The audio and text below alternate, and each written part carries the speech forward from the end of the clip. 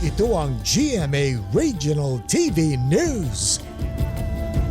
Mainit na balita mula sa Luzon, hatid ng GMA Regional TV. Isang suspect ang napatay sa engkwentro sa Bungabon, Nueva Ecija. Chris, anong krimen ang sangkot nga ba itong napatay na suspect? Connie, isa siya sa dalawang suspect sa pang-hold up sa bayan ng Gabaldon. Namatahan sa police checkpoint ang dalawang hold-upper na nakasakay sa motorsiklo. Mabilis daw silang tumakas nang mapansin ang mga otoridad. Habang hinahabol ang mga pulis, nagpaputok daw ng baril ang mga sospek. Isang pulis ang tinamaan sa hita. Gumanti naman ng pamamaril ang mga pulis na ikinasawi ng isang sospek. Naaresto ang kasama niya na walang pahayag. Na-recover ang baril na ginamit ng mga sospek, pati na ang ilang gamit na hinihinalang ninakaw nila. Tinutugis ang isa pa na posibleng kasabwat daw nila at tumangay daw sa perang na-hold up nila.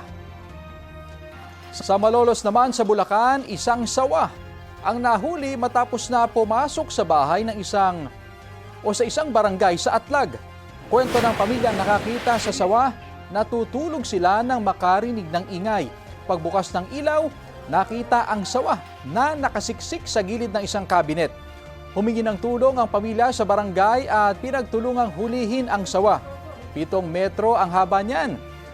Na-turn over na yan sa Department of Environment and Natural Resources. Wala namang naiulat na nasaktan.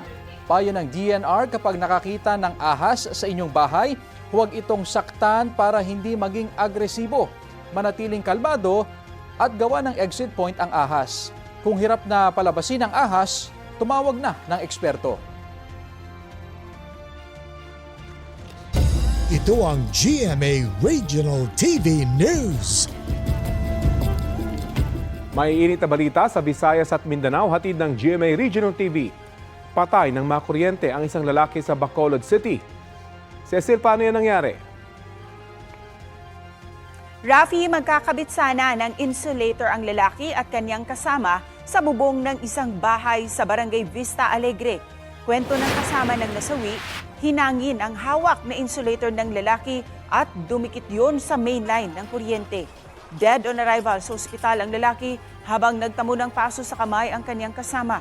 Ayon sa pulisya, walang suot na protective gear ang dalawa. Wala pang pahayag ang kaanak ng nasawi. Patay sa pamamaril ang isang magsasaka sa Binalbagan, Negros Occidental. Ayon sa pulisya, nangyari ang pamamaril habang nagkakarga ng 6 tubo ang biktima. Tinamaan din at nagtamo ng sugat ang isa niyang tauhan. Inako ng isang grupong iniugnay sa New People's Army ang pag-atake. Anila, intelligence, operative o asset ng militar ang pinaslang nilang magsasaka.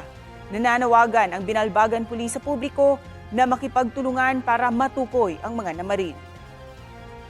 Patay ang isang motorcycle rider matapos na bumangga sa isang bus sa Bawang La Union. Base sa investigasyon ng pulisya, nag-overtake ang biktima sa isang sasakyan sa bahagi ng Barangay Putot. Saktong may paparating na bus at bumangga siya sa gilid nito.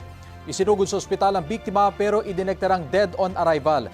Hindi na nagsampa ng reklamo ang kaanak ng biktima matapos mangako ang pamunuan ng bus na magbibigay ng tulong pinansyal. Walang pahayag ang kumpanya ng bus.